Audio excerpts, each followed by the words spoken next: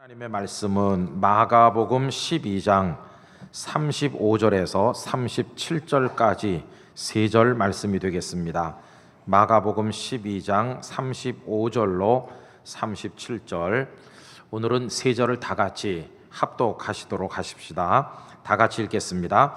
예수께서 성전에서 가르치실새 대답하여 이르시되 어찌하여 서기관들이 그리스도를 다윗의 자손이라 하느냐.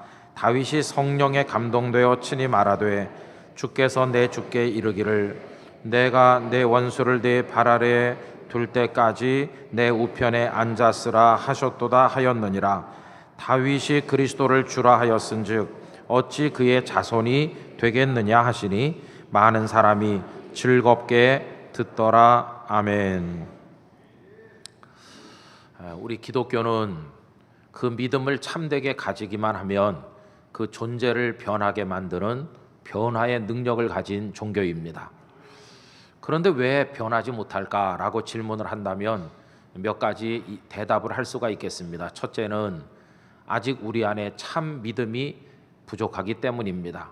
두 번째로는 그 변화라는 것이 한순간에 완성되는 것이 아니라 지속적으로 천천히 이루어지는 것이기 때문에 그렇습니다. 세 번째로는 우리 본성 자체가 죄성에 물들어 있기 때문에 아무리 노력을 한다 할지라도 이 땅에 사는 동안에 예수님처럼 완성될 사람은 아무도 없기 때문입니다. 그저 조금씩 예수님을 닮아갈 뿐이지 완벽해질 수 있는 사람은 없는 것입니다. 언젠가 우리의 삶이 마무리되는 그날, 우리가 하나님의 나라에 이르게 될 때 그때 우리의 부족함이 다 벗겨지고 온전하게 되는 날이 올 줄로 믿습니다. 그리스도인들은 이 변화를 위한 기도를 끊임없이 드려야 됩니다. 하나님, 저의 생각, 저의 결정, 저의 인생의 목표, 저의 삶, 그리고 저의 인격들, 저의 성정까지 모두가 다 예수님을 닮아 변화되고 올바른 방향으로 능력 있게 성숙하게 해주십시오 하는 기도를 끊임없이 드려야 될 것입니다. 이런 말씀을 드리는 저나 여러분 모두가 주님을 닮아 변화되는 은혜를 경험하기를 간절히 기원합니다. 우리가 변화를 화두로 이야기를 시작할 때마다 제일 먼저 머릿속에 떠오르는 분은 다름 아닌 사도 바울이십니다. 바울 사도는 아주 극적인 변화를 경험하신 분이라고 말할 수가 있을 것입니다. 그분은 어떻게 달라졌을까? 몇 가지 얘기를 해보면 이렇습니다. 태어날 때부터 로마 시민권을 가졌다는 사실을 자랑스럽게 여기던 사람으로부터 이제는 하나님의 나라의 시민권을 가진 것을 자랑스러워하는 사람으로 변화되었습니다. 가말리엘 스승 밑에서 배워 유대 여러 전통과 율법의 정통한 지식을 가졌음을 자랑스럽게 여기던 사람으로부터 이제는 예수 그리스도를 아는 지식이 가장 고상하다는 사실을 깨닫고 그것을 기뻐하는 사람으로 바뀌었습니다. 그 이전에는 지체 높은 유대 높은 이들과 교분을 나누면서 그런 이들과의 관계를 자랑스러워하던 사람이었지만 이제는 예수님과 더 깊은 영적 교제를 갈망하는 사람으로 바뀌게 되었습니다. 가장 극명한 변화는 예수님을 믿는 이들을 핍박하던 그가 이제는 예수님을 증거함으로 오히려 예수님으로 인하여 핍박을 받는 사람으로 바뀌게 됐다는 것입니다. 여러분, 이 사울에게서 바울로 옮겨가는 이 한 사람에게서 일어난 이런 여러 가지 변화들을 맨 먼저 이끌어간 선두적 변화는 어떤 것이겠습니까? 인격의 변화도 중요하고 삶이 변하는 게 너무도 중요하지만 한 사람이 예수님을 믿기 시작할 때 제일 먼저 일어나는 변화는 생각의 변화인 것입니다. 구체적으로 말하면 예수님에 대한 생각이 변하는 겁니다. 예수님은 누구이신가? 라는 질문에 대한 그 대답이 생각 속에서 변하기 시작하면서부터 인격의 변화도 삶의 변화도 저절로 나오게 되는 것입니다. 자, 그럼 여러분, 바울 사도께서 사울로 살 때 그는 예수님을 어떤 분이라고 생각했습니까? 그때 사울은 예수님을 거짓 선지자로 생각했습니다. 율법과 성전을 기초로 존재하는 유대교의 뿌리부터 흔드는 선동가로 생각을 했습니다. 그래서 하나님을 모독하고 성전을 모독한 죄인이므로 십자가에 못 박혀 죽는 게 너무도 당연하다는 생각을 예수님께 대해서 가지고 있었습니다. 그랬기에 그 추종자들까지도 뿌리채 뽑아야 된다고 생각을 했고 앞장서서 핍박하는 일에 나서게 됐던 것입니다. 여러분, 그가 가지고 있던 이런 생각과 행동들이 사도행전 8장 1절에서 3절까지 잘 기록되어 있는데 다음과 같습니다. 사울은 여기서 그는 스데반 집사님을 말하는데요, 스데반이 죽임당함을 마땅히 여기더라. 그날에 예루살렘에 있는 교회에 큰 박해가 있어 사도 외에는 다 유대와 사마리아 모든 땅으로 흩어지니라. 경건한 사람들이 스데반을 장사하고 위하여 크게 울더라. 사울이 교회를 잔멸할새 각 집에 들어가 남녀를 끌어다가 옥에 넘기니라. 이렇게 그때 그의 모습을 기록하고 있습니다. 자, 그러던 그가 다메섹으로 가던 어느 날 태양빛보다 더 밝은 빛 가운데 나타나신 예수님을 만난 그 이후로 완전히 예수님에 대한 생각이 180도 변하였습니다. 그가 이 다메섹에서 회당마다 다니면서 뭐라고 말을 했는고 하니 예수님이야말로 하나님의 아들이시다, 이렇게 증거하기 시작한 완전한 변화를 보여줍니다. 사람들이 얼마나 그 얘기를 듣고 놀랐겠습니까? 여러분, 그 이야기가 사도행전 9장 20절 21절에 나오는데 다 같이 읽어보실까요? 즉시로 각 회당에서 예수가 하나님의 아들이심을 전파하니 듣는 사람이 다 놀라 말하되 이 사람이 예루살렘에서 이 이름을 부르는 사람을 멸하려던 자가 아니냐. 여기 온 것도 그들을 결박하여 대제사장들에게 끌어가고자 함이 아니냐 하더라. 그의 변화에 사람들이 깜짝 놀란 것입니다. 여러분, 어떤 사람이 예수님을 처음 믿을 때는 반드시 예수님이 누구이신가에 대한 생각이 그 이전과 비교해서 변하게 돼 있습니다. 그 이전에는 몰랐거나 그분에 대한 오해나 편견을 가지고 있었을 텐데 이제 성경에 기록된 예수님을 배워나가면서 참 예수님의 모습이 어떤 분인가를 조금씩 알아가게 되고 어느 순간이 오면 그 주님을 제대로 깨닫고 예수님, 당신만이 저를 구원하시는 주님이십니다, 이렇게 고백하는 자리에 이르게 된다는 것입니다. 이 생각의 변화가 우선되고 나면 인격과 삶도 따라서 변하고, 이 변화는 그 당사자를 새롭게 할 뿐만 아니라 그가 속한 가정과 그의 주변의 사람들에게까지 변화를 가져오도록 만드는 것입니다. 근데 그 변화가 아주 아름다운 반응일 때도 있고 어떤 때는 반대와 비판일 때도 있는 거 아니겠습니까? 우리가 이어령 교수님의 이야기를 종종 합니다마는 딸의 극심한 죽음을 넘나드는 고통을 통해서 그분은 예수님에 대한 생각이 완전히 변했습니다. 그가 지성의 전당에서 살던 70평생 동안 그에게 있어서 예수 그리스도는 그냥 특별한 스승이었습니다. 그 성경은 읽어볼 만한 가치가 있는 책이고 그분은 위대한 스승이시다 하는 정도로 머물러 있었는데 이제는 딸의 고통을 같이 나누면서 그 예수님이 스승이 아닌 우리를 죄와 사망과 사탄에서 건져낼 유일한 구원자이심을 깨닫는 눈이 그분에게 열리게 된 이후로 이제 그분은 예수님을 스승으로 고백하는 것이 아니라 주님으로 믿게 됐습니다.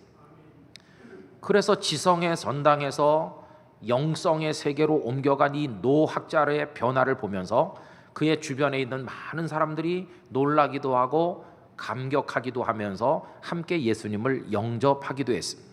그러나 어떤 분들은 이어령 교수께서 예수님을 주님으로 믿게 된 데 충격을 받아서 이런 항의 문자나 메일을 보낸 사람도 있다고 합니다. 당대 대한민국을 대표하는 지성이신 당신이 어떻게 그렇게 맥없이 나사렛 예수 앞에 무릎을 꿇을 수가 있습니까? 이렇게 불만 섞인 반응을 보인 사람들도 있었다고 합니다. 여러분, 사울이라는 한 사람이 예수님에 대한 생각이 완전히 바뀌면서 하나님의 아들이시며 구원자라고 증거하게 되자 그 주변 세계가 전부 요동치게 되었습니다. 그래서 일부 그를 환영하는 사람도 있었겠지만 많은 사람들은 이 사울을 죽여 없애고자 생각을 하였습니다.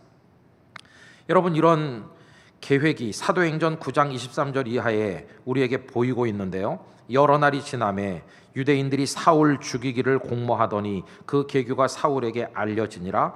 그들이 그를 죽이려고 밤낮으로 성문까지 지키거늘이라고 기록되어 있습니다. 어쨌든 사람들의 태도가 어떠하든지 상관없이 예수님을 제대로 믿으려면 예수님에 대한 생각부터 바뀌어야 되는 것입니다. 그걸 극명하게 보여주는 또 한 분의 예는 예수님의 제자 베드로이십니다. 여러분, 그는 본래 시몬이란 이름으로 갈릴리에 고기 잡던 어부 아닙니까? 그의 동생 안드레가 먼저 예수님을 따라다녔는데 동생의 안내를 통해 예수님을 한 번 만난 적이 있지만 예수님에 대한 그의 생각은 바뀌지 않았습니다. 그저 훌륭한 선생님 정도일 뿐이었어요. 어느 날 고기를 한 마리도 잡지 못하고 지쳐있던 그날, 그가 더 이상 그분을 예수님으로, 선생님 정도로 생각하지 않게 되는 변화가 일어나는 사건이 그에게 찾아오지 않았습니까? 고기를 못 잡고 지친 그가 그물을 정리하고 있을 때 다가오신 예수님께서 배를 빌려 타시고 육지로부터 조금 떼라고 하시더니 바닷가에 앉은 사람들을 가르치셨습니다. 가르침이 끝난 이후 예수님께서는 그에게 깊은 데로 가서 그물을 내려 고기를 잡으라고 말씀을 하시지 않았습니까? 그 말씀에 대한 이 시몬이란 어부의 반응이 누가복음 5장 5절에 나오고 있습니다. 다 같이 읽어보실까요? 시몬이 대답하여 이르되 선생님, 우리들이 밤이 새도록 수고하였으되 잡은 것이 없지만은 말씀에 의지하여 내가 그물을 내리리이다 하고. 여러분, 이 말씀에서 이 시몬이 예수님을 뭐라고 호칭하였습니까? 선생님이라고 해요. 선생님. 그저 선생님일 뿐이었어요.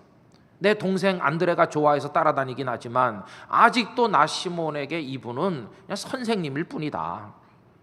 그러나 여러분, 그 이후에 놀라운 사건이 벌어집니다. 그물을 내렸고 찢어질 정도로 많은 고기를 잡는 깜짝 놀랄 일을 경험하면서 친구들을 손짓해서 불러 간신히 그 고기를 끌어올린 다음 그는 더 이상 그분을 선생님이라고 부를 수 없었습니다. 왜냐하면 선생님이라는 단어를 가지고는 그분을 설명할 수 없을 만큼 그분이 너무도 크신 분임을 알게 되었기 때문이에요. 그래서 그분을 부르는 호칭부터가 달라지게 됐습니다. 그가 뭐라고 예수님을 부르게 되었는가? 여러분, 5장 8절 누가복음에 다 같이 읽어보겠습니다. 시몬 베드로가 이를 보고 예수의 무릎 앞에 엎드려 이르되 주여, 나를 떠나소서, 나는 죄인이로소이다 하니. 이제는 그분을 주라고, 주님이라고 부르게 됐어요. 주님.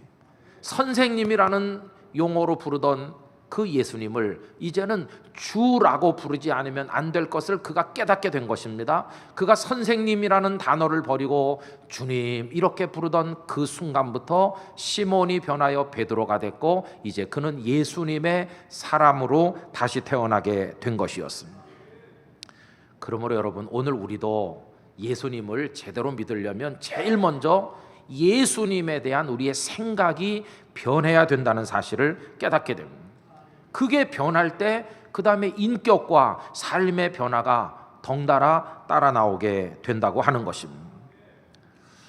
근데 여러분, 예수님에 대한 생각이 달라져야 되는 건데 이게 그렇게 간단한 것은 아닙니다. 역사적으로 보면 이 문제로 인해 상당한 고통이 있었다는 걸 알 수 있습니다. 예수님 승천하신 다음에 기독교 복음은 로마 제국 안으로 퍼져 들어갔습니다. 1세기, 2세기, 3세기 우리가 흔히 초대 아니면 고대 교회라고 부르는 그분들, 우리 선배들은 예수님이 누구이신가 이 문제로 인해서 극심한 어려움을 겪었습니다. 여러분, 그 우리 선배 그리스도인들이 로마 제국 곳곳에 살면서 많은 사람들을 만날 것입니다. 헬라 사람, 로마 사람 같은 이방인들을 포함해서 혹은 유대인들도 만날 거 아니겠습니까? 그럼 뭐라고 말하겠습니까? 저희들로 말하자면 여호와 하나님을 믿는 사람들입니다. 이렇게 그들이 말했을 것입니다. 여호와 하나님을 믿는다고? 그랬을 때 아무 핍박도 아무 어려움도 없었습니다. 왜냐하면 헬라 사람, 로마 사람 그들도 다 나름대로 신을 섬기는 사람들이었기 때문에 제우스든 주피터든 뭐 바카스 신이든지 하여튼 나름대로 다 신을 섬기니까 생각하건대 당신들은 여호와라는 신을 섬기시는가 보죠? 이렇게 말하고 그냥 넘어가는 겁니다. 어떤 사람은 나는 이미 여러 신을 섬기고 있지만 많이 섬길수록 좋으니까 나도 여호와를 하나 더 보태서 섬기겠다고 다신교를 믿던 그 당시 사람들은 그런 생각을 하는 사람도 있었을 것입니다. 아무 어려운 일이 없어요. 또 만난 상대방이 유대인이라고 해봅시다. 유대인들은 제가 여호와 하나님을 믿는 사람인데요, 이렇게 말하면 더할 나위 없이 반겨주었습니다. 그렇습니까? 여호와 하나님은 우리 민족의 하나님이신데 어떻게 당신이 여호와 하나님을 믿게 됐습니까? 우리는 이제 다 형제군요. 이렇게 환영해 주기 때문에 아무 문제가 없었어요. 그런데 여러분, 그 우리 선배 그리스도인들의 입에서 그 다음 말이 한마디 나오자 완전히 상황은 급변했습니다.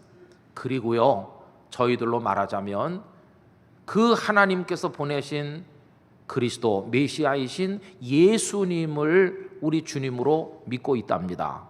이렇게 예수님이란 이름이 그 입 밖으로 한마디 나오는 순간 상황은 완전히 달라졌습니다. 여러분, 헬라 사람, 로마 사람 같은 이방인들은 예수라는 이름이 입 밖으로 나오자마자 냉랭하게 바뀌었습니다. 아니, 당신들이 예수를 믿습니까? 우리가 아는 대로 예수는 저 갈릴리에 살다가 십자가에 못 박혀 죽은 죄수라던데, 아니 당신들은 죄수를 믿어요? 아니 어떻게 인간을 믿어요? 그 인간이 어떻게 신입니까? 아니 신은 높은 세계에 거룩하고 완벽하게 사는데 어떻게 인간들이 사는 이 더러운 세상에 신이 인간 세상에 내려올 수가 있습니까? 그 말도 안 되는 소리 집어치우시오. 여러분, 그런 이원론, 위의 세계와 아래 세계가 있고 위의 세계는 신들의 완전한 세계고 아래 세계는 인간의 물질의 썩은 세계인데 위에서 밑으로 오지도 않고 밑에서 위로 갈 수도 없다는 이 단절된 이원론은 헬라 철학자 플라톤 이후로 그 당시 사람들이 대개 다 가지고 있던 고정된 생각이었습니다.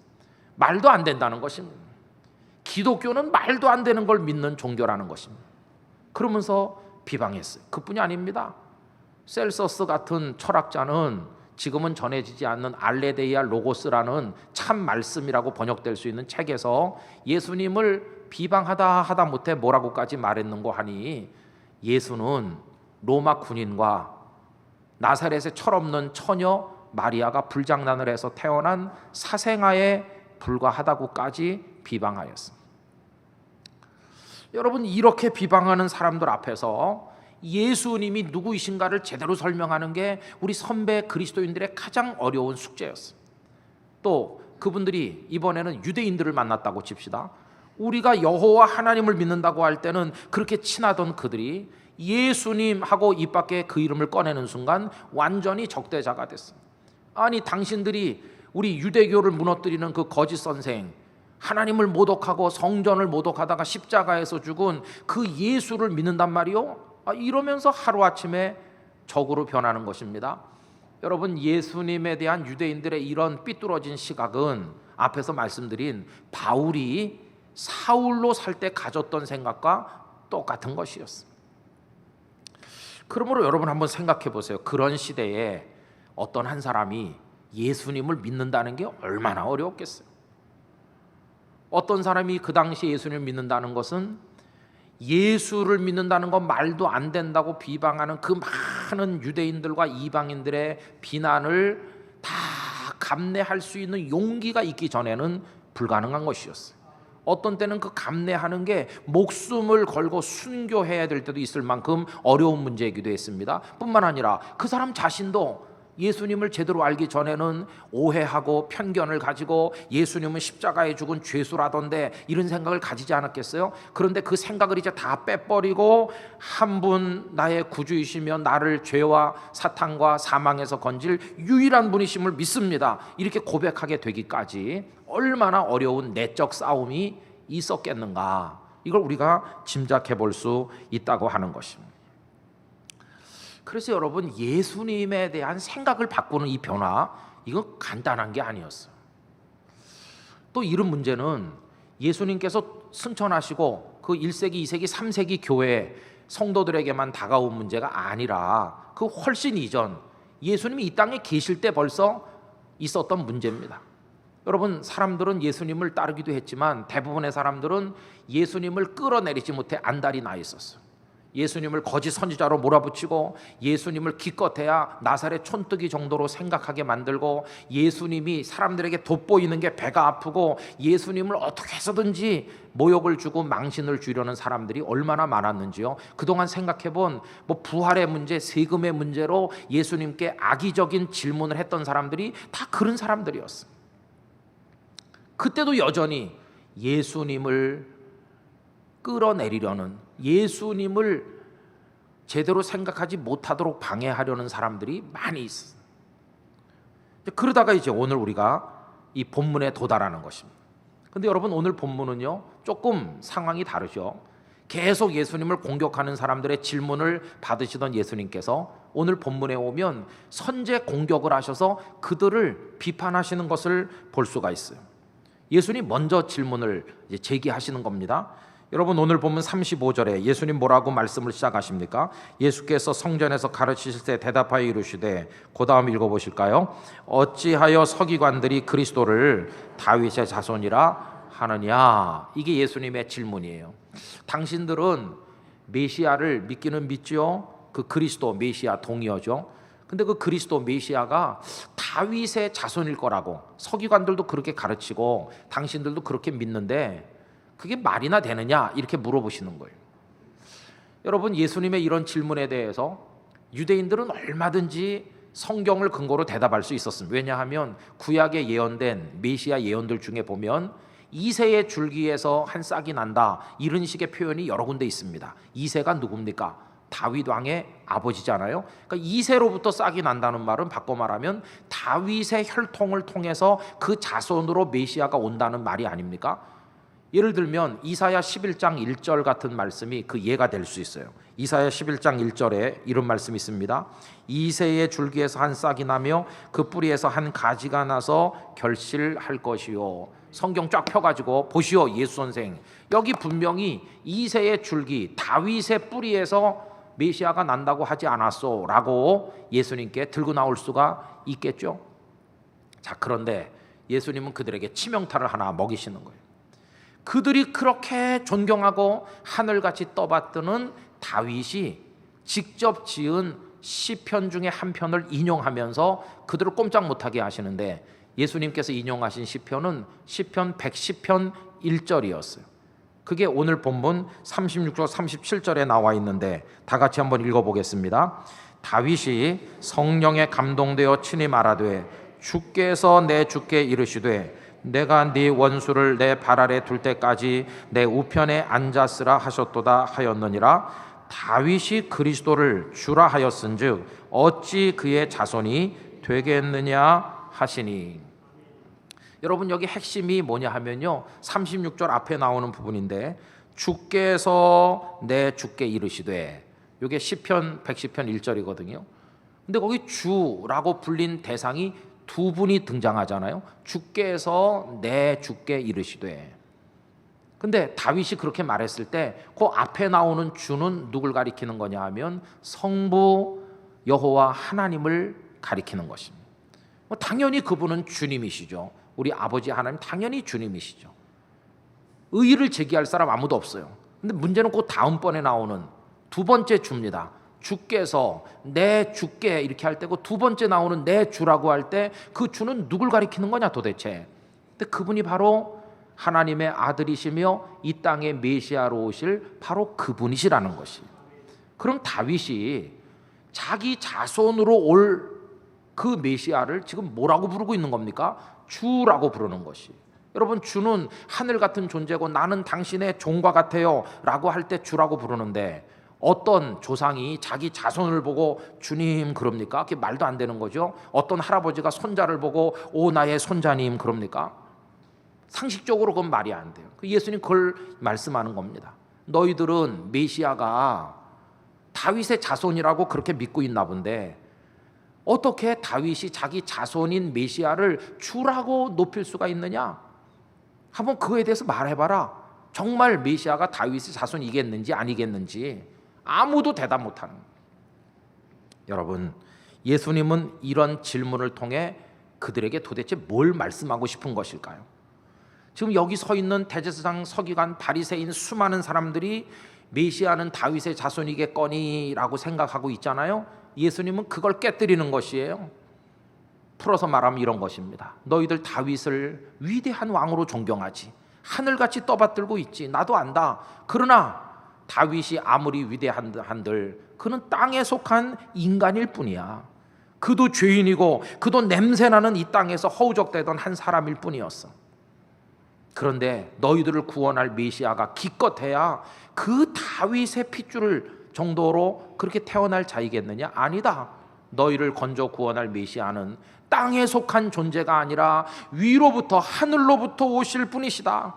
그분은 세상의 창조주이시며 만유의 주인이시며 모든 것 위에 계셔서 너희들의 존귀와 찬송과 그 영광을 받으실 그런 분이시지, 다윗의 자손 정도가 아니다. 그분은 상상도 못할 높은 분이요, 위대한 분이요, 영광받아 마땅할 그런 분이시다. 이거를 그들에게 선포하시는 것이었어. 그리고 여러분 잘 생각해 보세요. 그 말씀을 그 제사장, 서기관, 바리새인, 사두개인 그들 앞에서 지금 입을 열어 말씀하고 계시는 그분, 사람들이 예수라고 부르는 그분, 나사렛의 천한 선생이라고 부르는 그분이야말로 그들이 그렇게 존경하는 다윗 왕조차도 내 주님이라고 높이던 그분이심을 그들에게 선포하시는 것이었어요. 지금 너희들은 나를 천박하고 보잘것없는 사람으로 끌어내리려 하지만 내가 바로 너희들 조상인 다윗이 주님이라고 불렀던 바로 그다. 내가 너희들의 구원자로, 너희의 메시아로 너희들 앞에 지금 서 있다. 너희들이 나를 제대로 아느냐? 이렇게 예수님은 말씀하고 계셨다고 하는 것입니다. 여러분, 예수님이 이 말씀을 하셨을 때요, 아무도 대답하지 못했다고 그랬어요. 이 동일한 사건을 기록하고 있는 마태복음 22장 46절에 보면요, 한마디도 능히 대답하는 자가 없고 그날부터 감히 그에게 묻는 자도 없더라. 예수님을 비방하고 끌어내리러 왔던 사람들이 완전히 꿀먹은 벙어리가 됐어요. 오늘 본문 30절 끄트머리에는 사람들의 반응을 뭐라고 기록했습니까? 많은 사람들이 즐겁게 듣더라. 예수님을 흠모하던 사람들은 그 적대자들을 꼼짝 못하게 하시는 말씀을 들으며 즐거워했고, 예수님을 못 잡아먹어 안달난 사람들은 다 꿀먹은 벙어리가 됐고 그런 것입니다. 여러분, 그러면 이 좀 난해할 수도 있는 이 본문 3절을 통해서 오늘 우리가 받는 영적 교훈이 뭡니까? 이 본문 우리에게 질문 하나를 하고 있습니까? 하고 있습니다. 너희 땅끝 교회 교인들, 김 목사, 그리고 여기 있는 모든 교인들은 대답해라. 너희에게 예수는 어떤 존재인가? 이렇게 질문하고 있는 것입니다. 여러분, 예수님은 여러분들에게 어떤 분이십니까? 위대한 스승이십니까? 어려운 이들을 많이 도운 사회복지사 같은 사회운동가이십니까? 썩고 부패된 세상을 뜯어고치는 혁명가 같은 분이십니까? 세계 4대 성현 중에 한 분이십니까? 어떤 분이십니까? 여러분, 예수님은 이도 저도 아니십니다. 그 모든 걸 다 붙여도 그분의 억만분의 일을 표현할 수 없는 위대하신 우리의 구원자이신 것입니다. 그분은 땅에 속한 분이 아니라 위로부터 오신 분이시며, 그분이 창조주이시며 그분이 주인이시며 그분이 우리의 모든 걸 통해 영광받아 마땅하신 바로 그분이심을 오늘 본문이 우리에게 가르쳐주고 있는 것입니다. 그런데 그 높은 분이 우리를 불쌍히 여겨 우리가 그분에게로 갈 수 없기에 당신께서 사람의 몸을 입고 이 땅에 내려와 우리 곁에 다가와 주셨더니 우리가 너무 버릇없이 대하는 것이에요. 때로는 그분이 우리에게 친근감을 느끼게 하시려고 나는 너의 친구야 이랬더니 예수님을 동네 친구처럼 맘먹는 사람도 있어요. 여러분, 그리고 우리가 쓰기는 하지만 표현 자체가 어법에 안 맞는 게 있어요. 우리 다 예수님을 높이세 이렇게 말하는데 사실 높인다는 표현은 틀린 것이, 왜냐하면 우리가 높이지 않아도 그분은 본래 높은 분이세요. 우리가 높으면 높아졌다가 높이지 않으면 다시 땅으로 추락하는 그런 보잘것없는 분이신가? 아닙니다. 그분은 본래부터 우리가 높이든 안 높이든 상관없이 가장 높은 분이시고 가장 크신 분이고 가장 능하신 분이신 것입니다. 그걸 우리가 제대로 깨달아야 돼요. 오늘 예수님의 이름을 부르며 교회 드나드는 교인들조차도 그 예수님이 얼마나 위대한 분인지를 제대로 알지를 못하고 있는 것 같아요.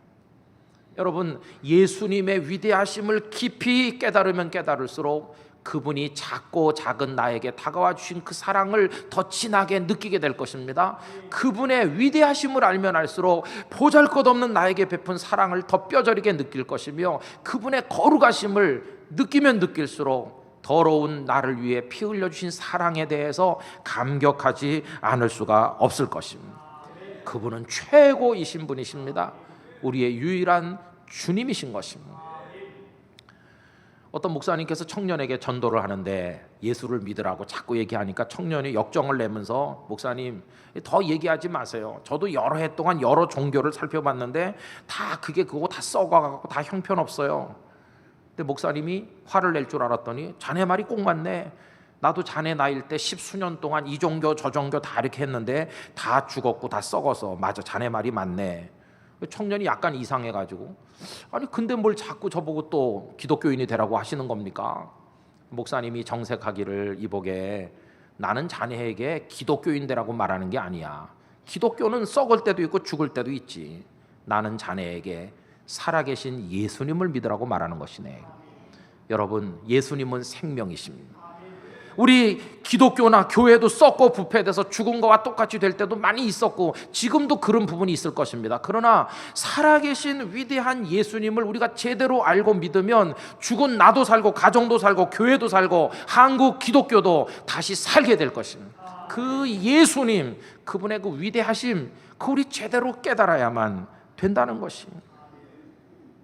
근데 그 예수님을 뭐 그냥 친구처럼 생각, 맘먹다가 기분 나쁘면 버리기도 하고, 예수님을 하찮게 여기니 그분의 그 은혜와 사랑이 우리에게 제대로 연결지 못하는 것입니다. 예수님은 우리 존재의 일부분이 아니라 우리 존재 자체를 가능하게 하시는 근본이시고 우리 생명의 원천이시고 우리의 모든 것임을 다시 한번 깨달아야 될 줄로 믿습니다. 저는 태어나면서부터 예수님의 이름으로 축복 기도를 받았습니다. 아장아장 기어다닐 때도 예수님의 이름으로 기도 가운데 성장하다가 제 손으로 밥숟가락 들 때부터 뭘 먹을 때마다 예수님의 이름으로 기도합니다. 그리고 먹은 지금까지 수십 년 살면서 제일 많이 불렀던 이름, 제 이름도 아니고 제 자식들의 이름도 아니고 가장 친숙한 이름, 그 이름 예수님. 예수님의 이름을 수도 없이 불렀습니다. 예수님의 이름을 하루에도 수십 번 수백 번 부르면서 예수님 덕택에 먹고 예수님 덕택에 입고 예수님 덕택에 삶의 의미를 찾고 오늘 여기까지 나왔고, 저는 예수님 덕택에 앞으로도 살 줄 믿습니다. 사람들은 저를 오해하기도 하고 어떤 때 내 주머니가 비기도 하고 어려운 일을 만날 때도 있었지만 그 예수님은 단 한 번도 제 곁에 아니 계신 적이 없었습니다. 저는 예수님이 저의 보호자이시고 인도자이심을 믿습니다. 남들이 뭐라고 하든지 제 숨이 멎는 그날 저를 들어서 영원한 하나님의 나라로 들어 올려가실 분이 그분밖에 없음을 저는 믿습니다. 예수님은 저의 전부이신 것입니다. 목사이기 때문에가 아니라 저는 한 사람, 이 땅에 허우적대며 사는 수많은 사람 중에 한 사람으로서 예수님이 저의 전부이심을 고백하고 그 이름에 합당한 영광을 다 드리지 못하는 걸 죄송스럽게 여길 따름인 것입니다. 저는 예수님이 저의 전부이시기 때문에 제 아들, 딸들에게도 그 예수님을 물려주기를 간절히 소망합니다. 그 아이들도 예수님의 이름을 부르고 예수님 덕에 살다가 또 그 다음 자손들에게 그 주 예수 그리스도를 전달해 주게 되기를 간절히 바라면서 날마다 기도하고 있는 것입니다. 여러분, 예수님은 우리 수준에 계신 분이 아니십니다. 가장 위대하신 빛나고 높은 보좌와 그 위에 앉으신 주 예수 얼굴 영광이 해같이 빛나네. 우리가 바라볼 수도 없는 곳에 계신 위대한 예수님을 우리가 나의 주님이라고 부르는 특권을 주셨으니 이 얼마나 감사한 일인지. 여러분, 그 예수님 이름 들고 사탄을 이기고 세상을 이기고 그분을 찬송하면서 오늘 사람들이 뭐라고 말하든지 간에 예수 그리스도의 사람임을 증거하면서 이 세상을 살아가는 것입니다. 우리는 질그릇같이 연약한 존재에 불과하지만 무엇과도 바꿀 수 없는 그 보배의 예수님이 우리 안에 계심으로 인하여 우리는 복 있는 사람, 놀라운 하나님의 자녀가 되는 것입니다. 그 예수님이 여러분의 예수님이십니다. 언제든지 주님이라고 부를 그분이십니다. 여러분들이 전화 한 통해서 만날 높은 사람 누가 있습니까? 박근혜 대통령 언제 만날 수 있어요? 마음 원하실 때, 필요할 때 부산시장을 마음대로 여러분 만나실 수 있나요? 아니요. 그러나 가장 높은 그분은 우리의 신음에 귀 기울이시고 우리를 내려다보시는 멋진 우리들의 주님이신 것입니다. 그 주님을 붙들고 세상 끝날까지 살아가는 우리 땅끝 가족들이 되시기를 예수님의 이름으로 축원합니다. 기도하겠습니다. 오 주님, 주님은 가장 크고 위대하신 분이심에도 세상 사람들은 입에 담지 못할 말로 비방하고 모욕하였습니다. 그러나 예수님은 우리의 모든 것 되심을 우리가 압니다. 그동안 예수님에 대해 가졌던 어리석음이나 오해나 편견 따위는 다 버리고 유일한 우리의 구원자요 만왕의 왕이요 만주의 주이심을 고백하는 사람이 되게 하여 주시옵소서. 다 같이 한 목소리로 기도하겠습니다. 할렐루야. 거룩하신 나의 아버지 하나님, 위대한 주 예수 그리스도를 우리가 주님이라고 부를 수 있는 특권을 허락하여 주심을 감사를 드리옵나이다. 땅에 속하여 허우적대며 사는 우리지만 예수님의 자녀가 되고 예수님의 구원받은 백성이 됨으로 인하여 우리의 존재가 가치를 가지게 되었습니다. 오 주여, 저희들을 붙들어 주시기를 원합니다. 주님 바라보고 주님 의지하며 주님 높여 찬송하며 주님께 영광 돌리며 살아나갈 수 있게 하여 주시옵소서. 명실상부한 예수님의 사람으로 살아가게 만들어 주시옵소서.